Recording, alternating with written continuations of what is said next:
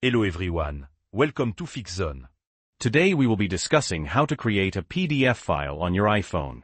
It's a really simple process, so let's get right into it. First, we need to open the Files application and select the files we want to create a PDF from. However, before we do that, we're going to export some photos from the Photos app to the Files app. So, open the Photos app and tap Select at the top of the screen.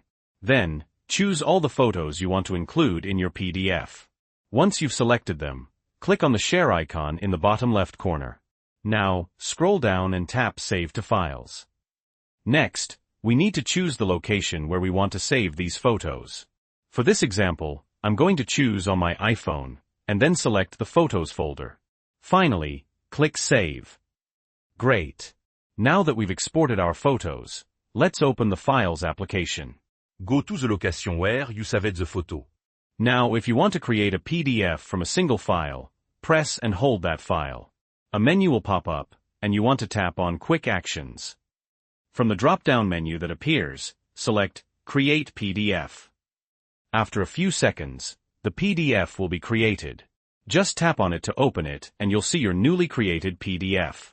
What if you want to create a PDF from multiple files at once? No problem. In the Files app, tap Select in the top right corner. Now, select all the files you want to include in your PDF. Once you've selected them all, tap the three dots icon, which opens a drop-down menu, and then tap on Create PDF. After a few seconds, it's going to create a PDF from all of those files. Just tap on it to open, and as you can see, we have successfully created a PDF from multiple files. And if you want to share this PDF, tap the share icon in the bottom left corner and share it just as you normally would. And that's it. That's how you create a PDF file on your iPhone. If you found this video helpful, please leave a like and subscribe to the channel for more helpful tips and tricks. If you have any questions or comments, feel free to leave them below. Thanks for watching.